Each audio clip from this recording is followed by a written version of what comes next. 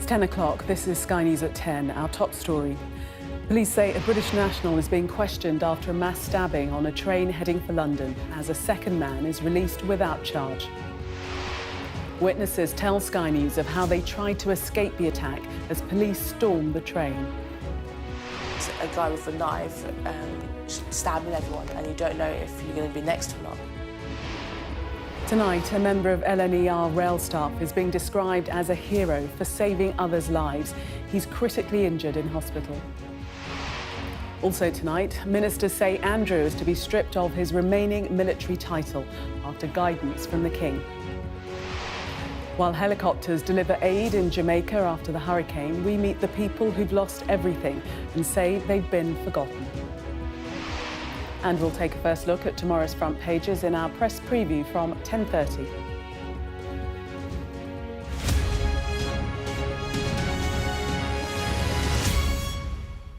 Good evening, welcome to the programme. Police say they're continuing to question a 32-year-old British man over last night's mass stabbing on the London-bound train. A second man detained after the incident was released without charge this evening. At least 11 people were injured in the attack, which ended when armed police stormed the train at Huntingdon in Cambridgeshire.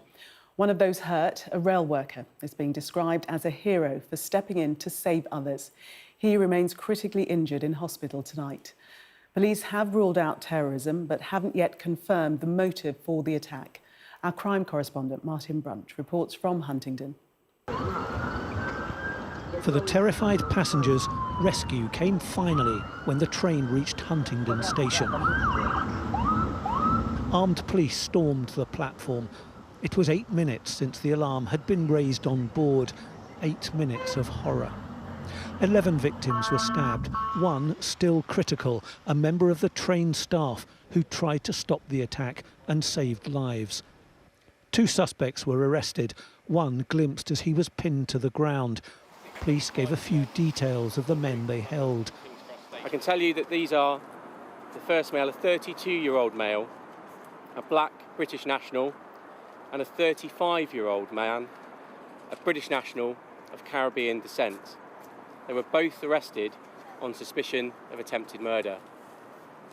Both were born in the United Kingdom.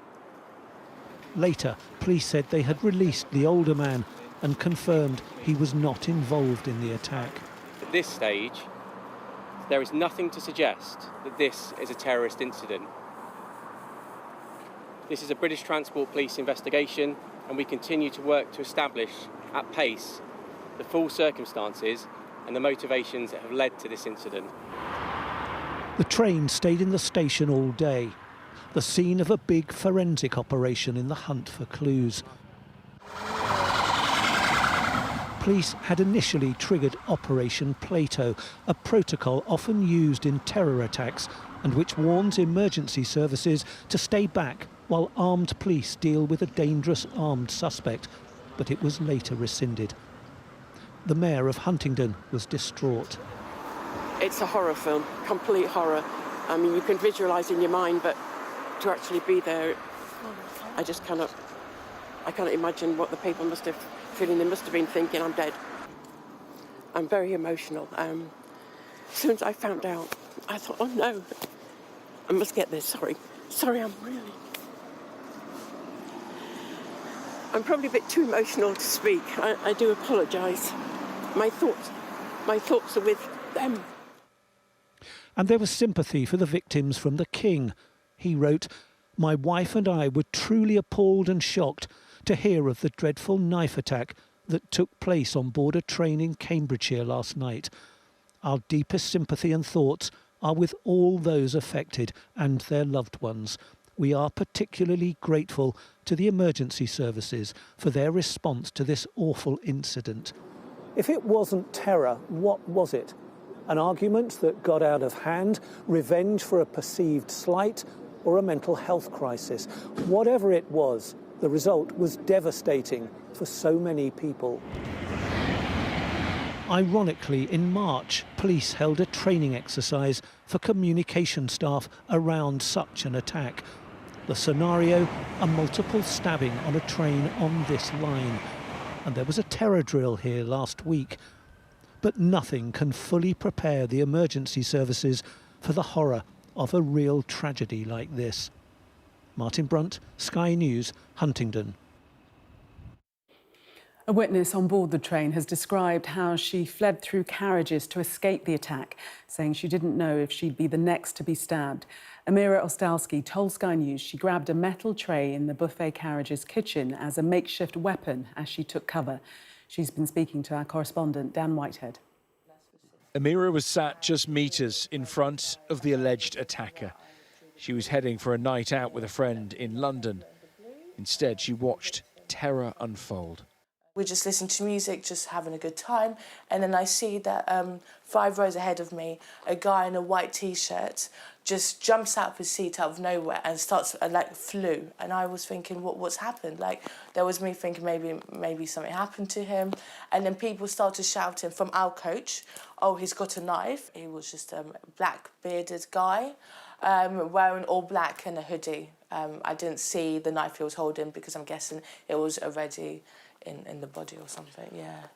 As the stabbings began, she and her friend ran in the opposite direction, taking shelter in a train's kitchen. On the way there, we saw people covered in blood as well. It was horrific. It was really horrific because we had no idea where he was. I saw a metal tray there just lying, so I thought the best thing to do was just to get something. So I wanted to just feel a bit safer by having something in my hand. Just worst comes to worst, I could fight him off. Obviously, I know that he's probably a lot stronger than me, but it made me feel safer. Were you conscious that in a way, you were trapped in this sort of metal tin? Yes, that it was horrible when you know that the train's still going, that there's no police helping you in the train. Obviously, there wouldn't be.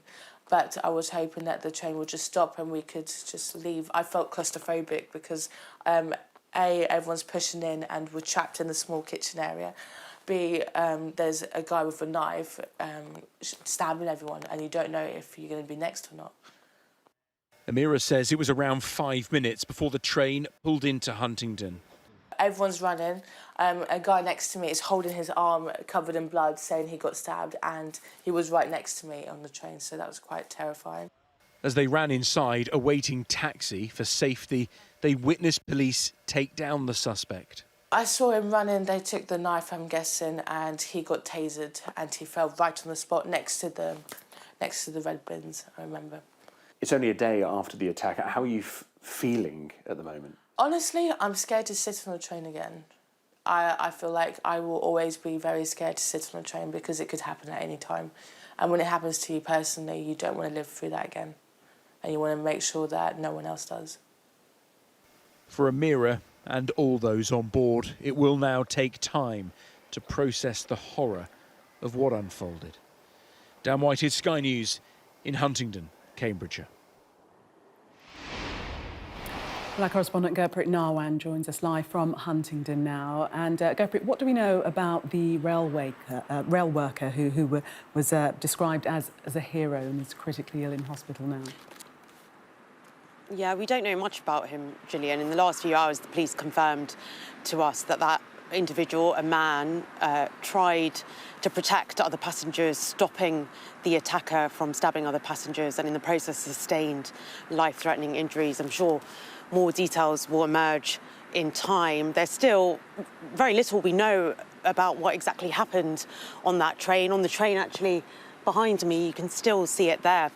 Forensics officers have been working all day at the site, and actually in the last half an hour or so, we saw a bunch of officers go on board the train and start clearing away people's baggage that they left as they were escorted off the train here at Huntingdon railway station. The blinds have gone down on the train. It appears they might be looking to move it to reopen the station. The investigation is still very much underway. Some details have come into focus over the last 24 hours or so. We started the day under the impression that there might be 2 attackers and that this could be a coordinated terrorist attack. The police last night arrested 2 suspects, and they said that counter-terrorist police were assisting in the investigation. But this morning they steered us away from that, saying that they had no reason to believe that this was a terrorist attack. And then in the last few hours telling us that one of those suspects had been released, and it's only the 32-year-old man who is still in custody. And that man is from Peterborough. He boarded the train at Peterborough. Police will now be combing through his phone, his computers, going through any health records to try and establish a motive. They have 4 days in which to charge that person. And we've also been hearing a little bit about the victims, as you said, that LNER, a railway worker, but also more heroic antics from the train driver, a man who's been named as Andrew Johnson from Peterborough. He's been hailed for his quick thinking, diverting that train, getting it into Huntingdon, potentially saving lives in the process. Gurpreet, thank you. Well, let's look now in more detail at what we know so far about how the attack unfolded. Our correspondent Rachel Venables has more. The train left Doncaster Station at 6:25 on Saturday evening. The LNER Azuma Model 800 bound for London King's Cross. The train was made up of 9 coaches numbered ABC, GH, JK, LM. It set off from Peterborough at 7:30 p.m. and passengers said the attack started soon after. At 7:39, Cambridgeshire Police got their first 999 call. And at 7:42, British Transport Police were called and deployed to the scene. One witness told Sky News she was sitting in coach G when she saw the attackers. Another passenger, also sitting in coach G, told us he saw people running for cover. One of the people that were coming through, I had my headphones on, then heard them say, they've got a knife, I've been stabbed. And then when looking up, so they were making their way through the carriage to get away from the incident, from the suspect. They were extremely bloodied. That person ended up, when we pulled in, they were basically on the floor. We couldn't progress further down the train away from the suspect because that person ended up collapsing on the floor. At 7:48, the train made an unscheduled stop in Huntingdon in Cambridgeshire. Armed police boarded the train, and by 7:50, 2 men had been arrested after a taser was deployed. Eyewitnesses say he ran to the station car park, where he was stopped by police. News understands that the Home Secretary, Shabana Mahmood, will update MPs in the Commons tomorrow about investigations into the train stabbing attack. Let's go live to our politics correspondent, Nick Martin in Westminster. So that statement to come tomorrow, Nick.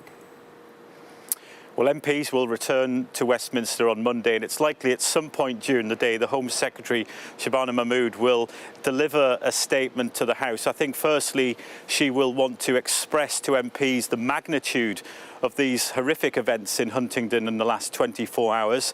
I think she'll want to pay tribute not just to the emergency services, those police officers and armed police officers, but ambulance crews and paramedics and critical care teams who got there so quickly.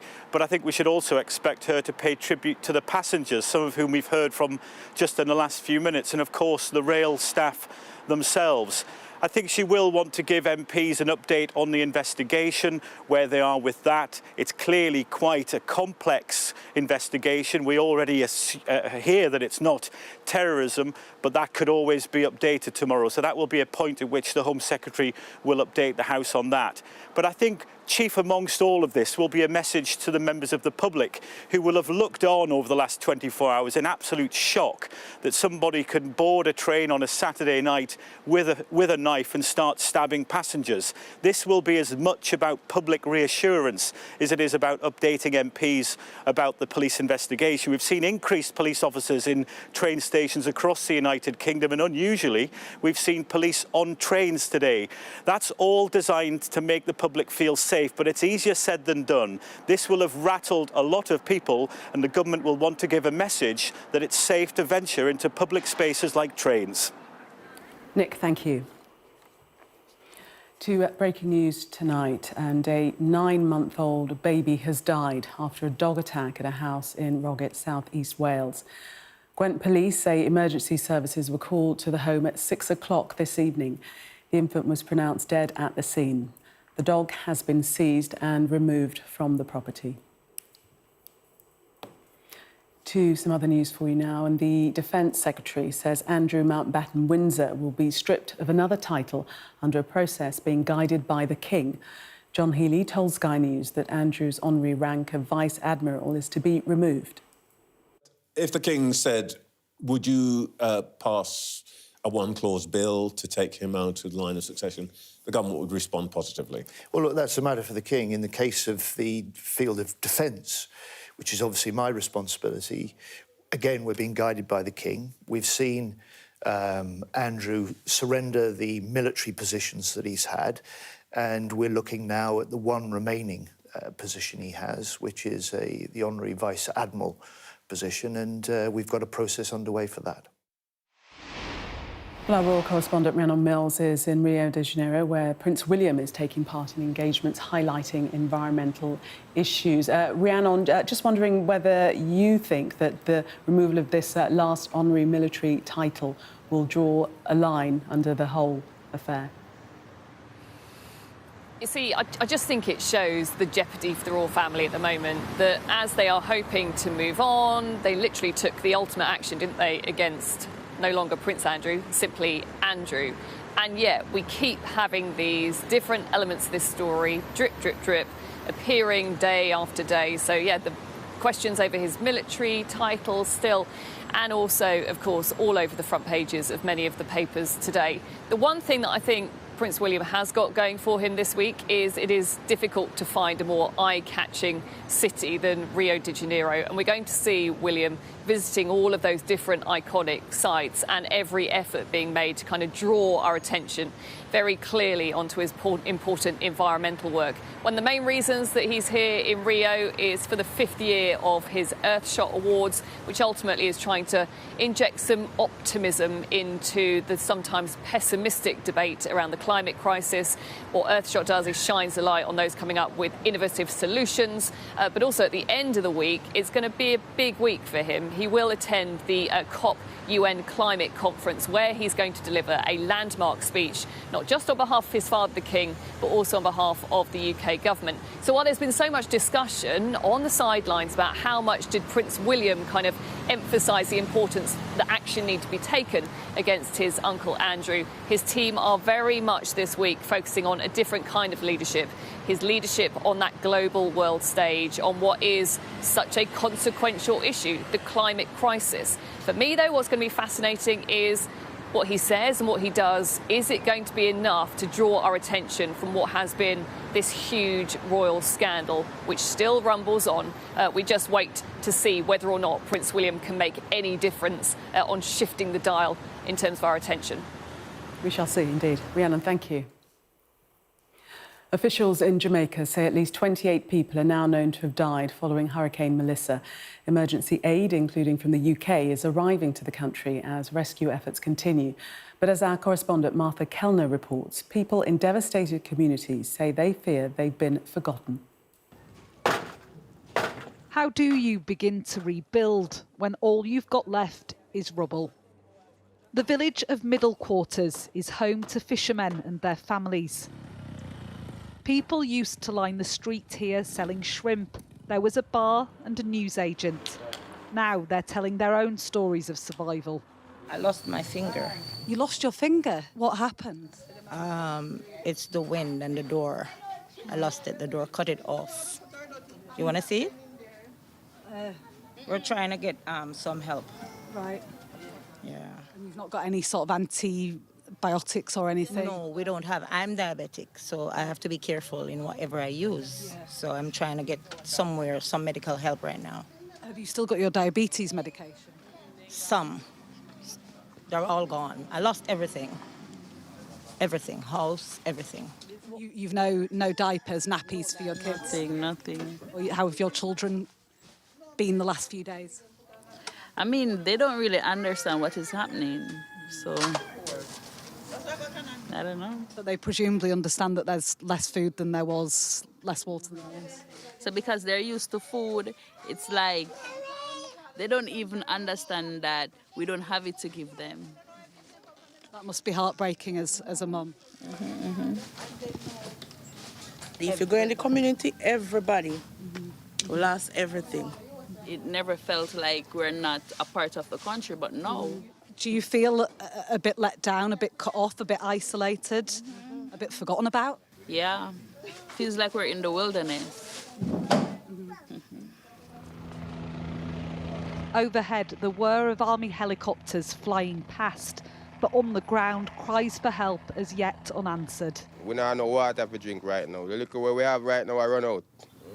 This is literally end. Yeah, this is so cause we don't have none. What we have a yard run out because it's too much family member. So we all have to drink water. Are you surprised there's not been more help from the government here? Well, yeah, I'm surprised we haven't get as much help yet. So far, we're not seeing no help from the government yet. So we have to just keep our finger crossed and hope that, Andrew, if you hear this, we need help. We need help. We need help in our community now. The smell of sewage pervades the air here. At the side of the road, people burn belongings soiled by the storm. There are police on the streets, but often it's not quite clear who's in charge or what they're doing. What's your mission here? No, we can't do anything right now. Because there's quite a lot of communities I'm seeing that there's people, needing food and water and things. Excuse me, sir. I'm just wondering what your mission here is. Is it to try and get help to people? Because I've seen quite a few communities that are marooned. They feel like they're being abandoned. Journeys that would usually take 1 hour here now take 6. Battling through terrain transformed by the hurricane. It's proving as difficult to get out as it was to get in. You can see here Good Samaritans, just ordinary people working to clear power lines. I think now the question for authorities is, can they find another way to get aid in, whether that be by the air with helicopter drops or something else?